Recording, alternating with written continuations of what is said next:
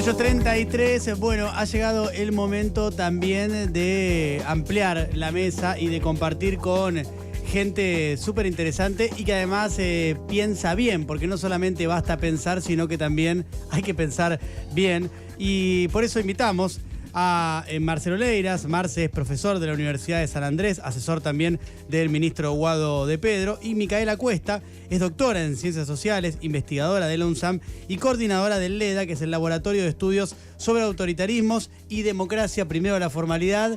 Marce, Mica, ¿cómo les va? ¿Cómo andan? Muy bien, gracias bien, por la invitación. Gracias Por haber venido en esta jornada. A ver, primero me gustaría que nos cuenten un poco algo de lo que nosotros estuvimos hablando antes, pero queremos obviamente su mirada para ampliar un poco este tema, que es, estuvimos hablando de narrativas y de discursos que están vinculados con el odio y cómo eso crean determinados contextos donde se llevan adelante determinadas situaciones, sin caer tampoco en lo que consideramos cierta banalización, que es una linealidad determinística, a través de la cual, porque hay determinado contexto, necesariamente se van a producir determinadas acciones. Dicho esto, a modo de introducción, quiero escucharlos a ustedes, saber cómo lo ven, qué piensan acerca de estos fenómenos. Bueno, gracias. No, efectivamente, como vos decís, no hablaría de una asociación inmediata ni de una causalidad mecánica entre expresión o generalización de discursos de odio y el pasaje al acto. Pero lo que sí hay que decir, y es preciso notar, es que desde hace, diría, varios años, más allá de las expresiones más recientes, que se vienen legitimando expresiones de violencia política que podían conducir, sin duda, a legitimar este tipo de acciones que constituyen el pasaje al acto. Y esas expresiones de violencia no tenían como objeto único a los políticos o la política, sino a un conjunto de agentes y actores sociales asociados, insisto, no a esa casta, a esa mal afamada casta, sino a gente en situación empobrecida, precaria, los famosos planeros, mujeres, sin duda. Lo que sí quisiera decir, que es una suerte de profundización o hallazgo de los objetos privilegiados de odio de sí el último tiempo, es que efectivamente ese odio que no está monopolizado por la casta, empieza a concentrarse sí en los políticos. Y según nuestros relevamientos, o los últimos relevamientos, además de concentrarse en los políticos todos, o sea, los políticos sin distinción partidaria, por eso creo que este es un problema de gravedad institucional. El político como clase, digamos. Sí, el político como profesión, el político como representante de una forma de organización de la sociedad también, empieza a ser objeto, digo, de odio privilegiado, y dentro de esos políticos hay un dato que también hoy se vuelve como impactante en alguna medida, que es que las mujeres políticas, sobre todo, además de los políticos, de cualquier signo político partidario, son objetos de odio. Por eso creo que todo el espectro de la política debería realmente atender y a leer como un indicio de algo auténticamente grave, esto que ocurrió finalmente con una política, ¿no? Con una política de la más alta jerarquía, ¿no? Marce. Yo la pregunta que me formularía es si las palabras pueden hacer daño, o bajo qué condiciones las palabras hacen daño. Y yo creo que, bueno, naturalmente las palabras pueden hacer un daño directo porque despiertan emociones, y muchas veces las emociones, las referencias peyorativas a la gente suelen doler. Cuando nos describen de un modo distinto a cómo queremos ser vistos por los demás, nos duele. Pero también hay palabras que habilitan, que hacen pensable y aceptable cosas que antes no lo eran. Desde mi punto de vista cambió en la Argentina, y no solo en la Argentina, pero también en la Argentina, la etiqueta de la política, el modo de referirse entre personas que hacen política. Y se hizo legítimo referirse de un modo despectivo y acusatorio a adversarios electorales. Por ejemplo, durante la campaña de 2019, el entonces presidente Macri y muchos candidatos de Juntos por el Cambio subrayaban el hecho de que la elección era una elección entre democracia y autoritarismo. Sí. ¿No? E hicieron acusaciones de autoritarismo y de ejercicio de violencia completamente infundadas, ¿no? El hecho de que una persona con visibilidad pública y autoridad institucional se refiera a adversarios políticos de ese modo peyorativo habilita a ese tipo de tratamientos. Además, creo, las redes sociales tienen muchos efectos positivos y varios negativos. Uno de los negativos es el de hacer aceptable, nuevamente, tratos muy peyorativos y muy agresivos, por ejemplo, de referencia a planeros a personas que tienen tantas dificultades para generar ingresos que cobran un plan, ¿no? O sea, pensado en abstracto, parece como absurdamente agresivo utilizarlo, ¿no? Esas agresiones absurdas se legitiman en la medida que circulan, ¿no? Si las emite una persona que por otro lado puede escudarse detrás de un avatar o detrás de un nombre que no es el propio, o quizá con el nombre propio pero detrás de una pantalla, ¿no? Y uno ve esas cosas reproducidas miles de veces, por ahí se puede hacer la idea de que eso es aceptable como forma de comportamiento. Si además tiene eso la sanción de una persona de autoridad, con autoridad pública, creo que se hace mucho más grave. Argentina tiene desde el 83, afortunadamente, creo yo, reflejos antiviolentos muy potentes y algunos comportamientos de algunos miembros de la que hoy es oposición, en ese momento fue oficialismo, creo que fueron minando esos reflejos antiviolentos. Por ejemplo, el oficial de policía de Chocobar, que persiguió y asesinó a un chico en La Boca, fue recibido en la Casa de Gobierno y felicitado por el presidente de la Nación y por la entonces ministra de Seguridad, ¿no? Cuando hubo así actos justicieros previos, por supuesto el de Chocobar no fue el primero, tiene la gravedad de que está autorizado a usar un arma por el Estado y por todos nosotros, ¿no? Pero los actos justicieros previos podían ser celebrados por la gente en otro lado. Yo entiendo que haya gente que observe que el ejercicio de violencia puede ser como una especie de disuasivo para cierta forma de criminalidad que los asustan. Cosa que no está verificada, ¿no? Correcto, pero supongamos que alguien pueda hacer... que es una sensación, pero no que se puede imaginar que no se contrasta después. Claro, sí, para decirlo corto, si los chorros ven que los pueden matar por ahí, sí. lo piensan antes de robar de nuevo. Sí. Ok, que mucha gente diga eso a mí no me sorprenderá. Que el presidente de la Nación reciba a un oficial de policía a quien autorizó al ejercer la violencia en nombre del Estado y lo felicite por cometer un acto que el Poder Judicial considera un delito, eso es preocupante. Y yo creo que son ese tipo de cosas las que van haciendo un espacio para la violencia que antes era más estrecho en Argentina. Con respecto a ese espacio de la violencia, que antes era más estrecho, y que si antes era más estrecho quiere decir que ahora se va ampliando cada vez más, vos, Mica, junto con un equipo, vos lo coordinás, ese equipo que es el equipo del LEDA, el Laboratorio de Estudios sobre Autoritarismos y Democracia. ¿Qué es lo que vienen viendo? ¿Qué es lo que vienen leyendo en ese laboratorio? Algo recién adelantabas, ¿no? Acerca de la clase dirigente, la política, el enojo con la dirigencia política general. Pero ¿qué vienen percibiendo ustedes además de eso? Bueno, en realidad algo de lo que decía Marcelo, nosotros también estamos sistematizando, ¿no? Si bien, la pregunta efectivamente por si las palabras hacen daño es una cuestión que se pone en LEDA y se la pone en un contexto particular de circulación de la palabra como son las redes sociales. Y efectivamente ahí venimos indagando y constatando que ese corrimiento de lo decible y de lo decible en términos legítimos, porque uno puede decir, bueno, en las redes se puede decir cualquier cosa, pero no todo lo que se puede decir es percibido como igualmente legítimo.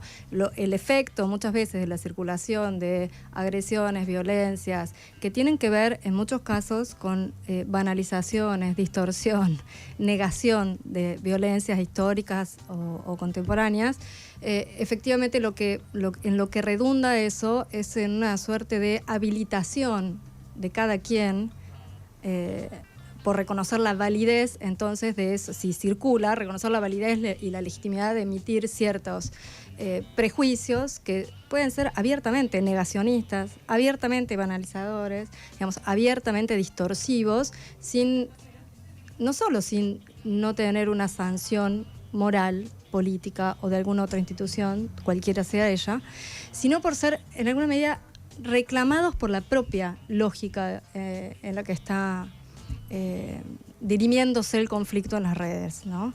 De hecho, una de las cuestiones que nosotros consignábamos en uno de los últimos informes es que esas expresiones de violencia son suscitadas por escenas de odio, son suscitadas por influencers que buscan promover a través de ciertos disparadores una suerte de canalización de toda la frustración que produce este sistema neoliberal. Me atrevería a decir que efectivamente no tiene solo 10 años, tiene 40, y en esos 40 años se fueron forjando subjetividades autoritarias que deben o que están necesitadas, creo yo, de encontrar algún canal que les permita exteriorizar de alguna manera la violencia de su experiencia precaria cotidiana, ¿no? Uh-huh. Y las redes se prestan, creo yo, mucho en ese sentido para esto. En principio te respondería eso, ¿no? Uh-huh. Sí, venimos constatando eso, venimos con un trabajo previo de indagación de esas formas del autoritarismo social que hoy aparecen o que tienen más, una presencia público-mediática asociada a los discursos de odio. Uh-huh. O sea, el discurso de odio es una categoría ambigua, ambivalente, y nosotros estamos intentando especificarla sin, inscribiéndola en un contexto de larga duración. Claro.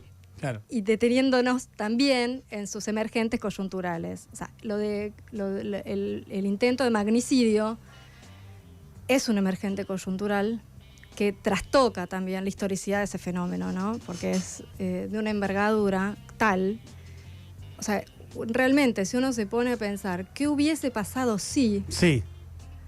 Hicimos ese ejercicio hoy al inicio del programa. Todos nosotros de las últimas 20 horas. Lo relatamos al principio del programa, y el que hubiese pasado sí es sideralmente peor que lo que pasó, que ya de por sí es extraordinariamente dramático. Sí, sin ¿no? duda.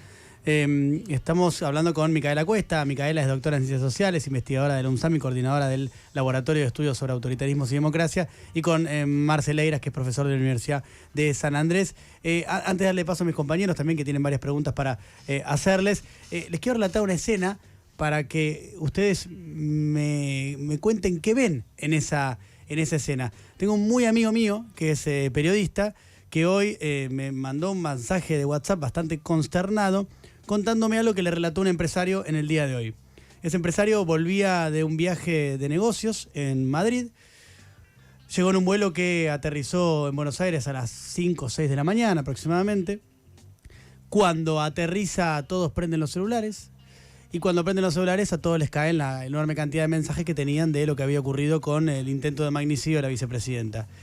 Y para mi sorpresa, para la de mi amigo y para la de este empresario, hubo varias personas que aplaudieron y que celebraron de diversas maneras el intento de asesinato de la vicepresidenta de la Nación. Lo cual, por supuesto, en otros pasajeros produjo consternación, pero en otros tantos produjo complicidad. ¿Qué ven en esa escena? Bueno, a mí me parece que se combinan en estas manifestaciones de violencia dos tendencias que yo estoy de acuerdo con Mica, son de largo plazo. Por un lado, creo que vivimos en un momento de las economías y de los sistemas políticos occidentales muy complicado. Es difícil encontrar no solo un paquete de políticas económicas que funcione, sino un modo de justificar paquetes de políticas económicas o confianza en que las políticas económicas pueden funcionar. Lo que fue el keynesianismo durante en la posguerra, digamos, y a partir de los 70 el discurso neoliberal no tiene un equivalente hoy. Desde mi punto de vista no hay un discurso que dé confianza en que hay una fórmula económica que camina. Y eso se manifiesta muchas veces en que efectivamente el crecimiento es errático, aún en países desarrollados, de bajo ritmo, y no es socialmente inclusivo. Lo cual implica que los horizontes económicos para mucha gente son muy inciertos. Bueno, pero eso es solo un aspecto del problema, me parece a mí. Porque, presumo yo, esta gente que viajaba en el avión seguramente no tiene un horizonte económico incierto, pero sí enfrenta, creo yo, otro tipo de incertidumbre, que es la incertidumbre de jerarquías sociales que pierden legitimidad. Por ejemplo, la presunción de que las personas de mayores ingresos tienen alguna forma de superioridad ética o de estatus o moral respecto de las personas de menores ingresos. O que las personas de menores ingresos no tienen derecho a organizarse políticamente y a conseguir que las y los dirigentes que ellos votan ganen elecciones seguidas, ¿no? Es muy interesante observar, por ejemplo, el rechazo que genera el PT en Brasil. El PT es un partido que adoptó políticas mucho más moderadas que otros gobiernos progresistas en América Latina y que sin embargo tiene el mismo componente desafiante, y el desafío consiste en que los pobres votaban al PT, simplemente. Y yo creo que eso es lo que ocurre con esta gente. Es gente que está preocupada porque un orden jerárquico en el cual le tocaba la parte mejor se ve amenazado, en este caso electoralmente. La amenaza, es importante decirlo, es módica, ¿no? Porque no estamos aquí frente a movimientos de izquierda como los de los 60 que aspiran a la expropiación de los medios de producción, la intervención del Estado de otro modo. Es simplemente el esfuerzo por darle alguna orientación política a la política económica y que las elecciones tengan alguna consecuencia desde el punto de vista de cómo se distribuyen los beneficios y las cargas en una sociedad. Eso, para mucha gente, resulta inaceptable. Y esa inaceptabilidad me parece que expresa también como una perturbación, una confusión, ¿no? Los instintos tribales se despiertan cuando nos sentimos amenazados. Es el ellos son nosotros de López Murphy hace unos Absolutamente. días. Absolutamente. Solo que López Murphy, bueno, es como una versión política o partidaria de eso. En este caso es más visceral. O sea, aplaudir un intento de asesinato es una cosa muy, muy, muy extraña. O sea, ahí hay una persona que tiene una subjetividad bastante revuelta, ¿no? Y creo que lo que la revuelve es esta percepción de amenaza político-electoral. Recuerdo los festejos por la muerte de Chávez en su momento también. Claro. Sí. Porque yo pensaba, por ahí, si la hubiesen asesinado, no hubiesen reaccionado así, pero ahora pienso, por ahí sí hubiesen reaccionado así también. Por ahí sí. Sí. Absolutamente. Bueno, Como- te cito el ejemplo de cuando murió Néstor. Eso estaba pensando. Hubo gente que celebró. Exacto. Hubo Fue el día pintadas. del censo y tengo amigas censistas Sí, que, bueno, estaban consternadas ante la actitud de los censados, sobre todo en los barrios más pudientes, porque el rechazo es clasista también, en este sentido hay que decirlo, descorchando champán, bueno, en el momento en que más de la mitad de la población estaba duelando, ¿no? Y efectivamente lo que representan, creo yo, esas figuras es una amenaza de desestabilizar esas jerarquías con un proyecto, ni siquiera diría revolucionario, como decía Marcelo, sino igualitario. Lo que quizás sorprende es que Argentina tiene una tradición, ¿no?, igualitarista mayor que en el resto de los países. Entonces uno supone que aquello que pasa en Brasil, ¿no?, aquello que pasó, qué sé yo, inclusive hasta en Estados Unidos, acá no podría pasar, ¿no?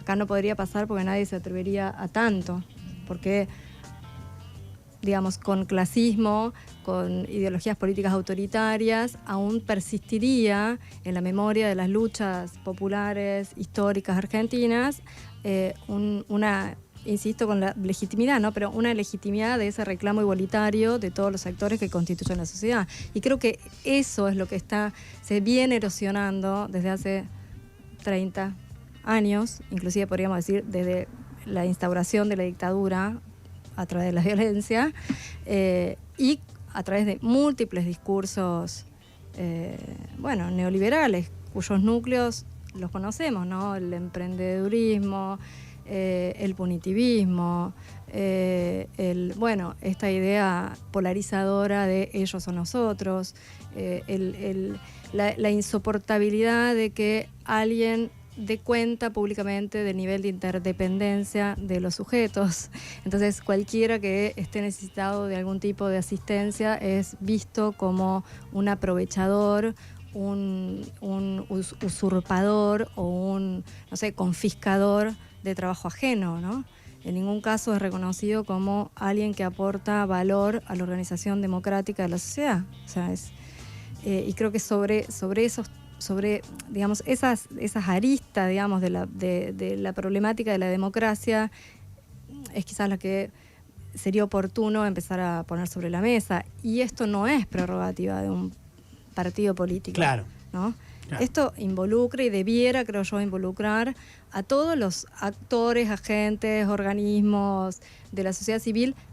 No importa la bandera partidaria que tengan, porque lo que está afectado efectivamente es bueno, no solo una dimensión de proyecto, digamos, eso, ¿no? Político, sino la convivencia, las normas mínimas de convivialidad y de disenso que puedan y todos esperamos que se puedan tramitar bajo instituciones y formas democráticas, ¿no? Nico. Aparece en la palabra de los dos de forma permanente la palabra legitimidad o legitimación. Recién, previo a salir al aire, peloteábamos con Mica y con Marce parte del discurso, en realidad el comunicado que se leyó en representación de este sector político, que imagino que la representación es el Frente de Todos. Y mi duda es, ¿cómo es ese proceso de legitimación? Digo, desde que un diputado raso de Neuquén propone que alguien que roba mediante la obra pública merece la pena de muerte, hasta que esa idea, esta o cualquier otra, es considerada legítima. ¿Cómo es ese proceso? ¿Qué actores intervienen? Bueno, yo creo que en muchos casos... los medios. En muchos casos son decisiones individuales, que luego no tienen sanción partidaria ni interpartidaria. Y eso es lo importante, ¿no? No funcionan los mecanismos de neutralización internos que preservan la convivencia dentro de personas que comparten decisiones, porque finalmente gobiernos y oposiciones comparten decisiones, ¿no? Tendría que ser uno de los roles de los partidos políticos, por ejemplo, como ordenar su discurso. Y en particular de la conducción de los partidos políticos. Yo encuentro especialmente lamentable que la máxima autoridad de uno de los principales partidos de oposición, Patricia Bullrich, no haya condenado de modo categórico, claro, un intento de asesinato como el que observamos todos ayer. Eso a mí me preocupa mucho. Pero confío, sin embargo, en que el ethos de convivencia entre partidos políticos que se fue construyendo desde el 83 y que subsiste, prevalezca. Finalmente, la presidenta de PRO es una precandidata con aspiraciones y creo límites que me gustaría fueran estrechos para su crecimiento electoral. No es toda la oposición, ¿no? Pero sería importante que el resto se pronuncie. No hace falta retarla en público, digamos, pero sí sería bueno que ese tipo de discursos se vayan aislando, ¿no? Les linkeo con esto que les quería preguntar. Una de las imágenes que volvió desde ayer a la noche, sobre todo hoy, es la de Alfonsín y Cafiero después de los levantamientos de Semana Santa, sí. La foto conjunta, peronismo, radicalismo, los dos partidos dominantes de 1987. Hoy la imagen es otra, sí. Y hasta pareciera difícil replicar una, no sé si llamarlo unión nacional, pero sí por lo menos una convivencia, de marcar bien cuáles son los límites de la convivencia democrática, de cuál es la cancha a la cual se van a pelear los partidos políticos para ganar votos o imponer o convivir en un determinado nivel de política y de política económica. Sí. Vos recién nombrabas a Patricia Bullrich como es la única dirigente de peso que no repudia el hecho de violencia de ayer, el intento de magnicidio, pero en su momento fue Cafiero el que llamó a Alfonsín, ¿no? Cafiero opositor, Alfonsín gobierno, sí. Cafiero peronista, sí. Alfonsín radical. Y la segunda lectura que había de esto era, bueno, el peronismo de nuevo debió haber llamado al resto de los partidos, ahora desde el gobierno, pero para tratar de marcar cuál es el límite de la convivencia democrática, digamos. ¿Por qué eso no termina de ocurrir ante un evento de tanta gravedad? Yo desconozco cómo se cursaron las convocatorias para los encuentros que hubo hoy o para la marcha. Sí tengo memoria de las marchas de las que participé en 1987, aunque era muy, muy jovencito.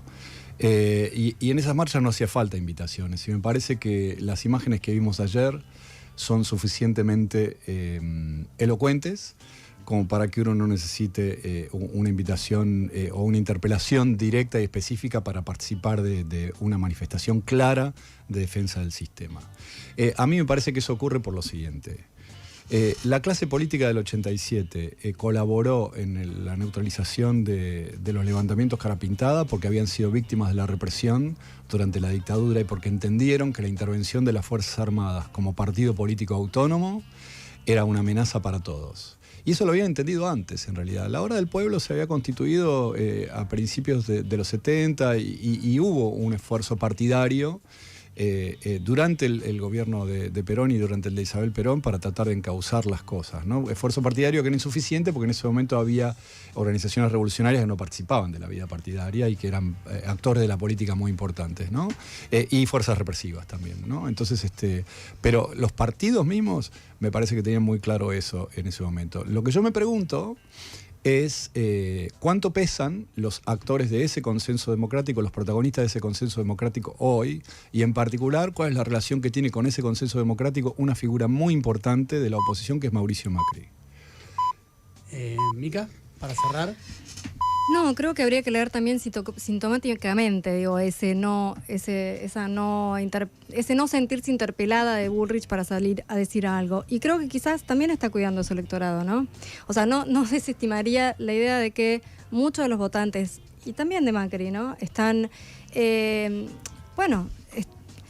dan rienda suelta a esa expresión cruenta y a esa expresión de deseo de eliminación de alguien a quien ven como un adversario, una amenaza, el elemento de la corrupción. O sea, está eso. Y creo que Bullrich lo sabe. Lo que quizás es un gesto de irresponsabilidad política, porque si lo sabe, ¿por qué lo alimenta? Si claro, socava las propias bases que podrían instituirla, bueno, ahí, ¿qué busca? ¿Qué buscas? ¿Qué se busca con este tipo de actitudes, asumiendo que esas actitudes no son inocentes y que ni Bullrich ni Macri, incluiría, a pesar de que reaccionó muy rápidamente Rodríguez Larreta, ¿qué se busca con esa acción y cómo no se pueden prever ciertas consecuencias, que no pueden ser todas no deseadas de esas acciones? O sea, ¿hay alguna racionalidad? Hay en ese tipo de actitudes. Yo buscaría indagar sociológicamente cuáles son. Algunas hipótesis tenemos, ¿no? Venimos trabajando. Nada, están en nuestros... Es interesante, bueno, escuchar todas las cosas que estuvieron diciendo. Son Marcelo Leiras, profesor de la Universidad de San Andrés, y Micaela Cuesta, doctora en Ciencias Sociales, investigadora del UNSAM y coordinadora del LEDA, Laboratorio de Estudios sobre Autoritarismos y Democracia. Mica, escribiste un texto hoy en Anfibia. Con Lucía Begelin, que es la otra coordinadora del centro, y Ezequiel Ipar, que también escribió hoy otro texto sobre estos temas. Sí, así que un texto. Lo vamos a compartir ahora en @mejorpaís899 porque hace esta discusión y el debate que estamos teniendo y aportando algunas herramientas más para poder pensar esta temática que no se cierra acá, sino que simplemente abre más ventanas para seguir avanzando. Marce, muchas gracias. Un gusto estar acá. Mica, muchísimas gracias. Gracias a ustedes. Y gracias por habernos acompañado. Matías Papapieto en la operación técnica del programa, el doctor Julián Marí en la coordinación de producción y magias varias, a Florcita Villegas en la producción, a Diana Yesa en la producción también, a Brenda Fiche como nuestra productora.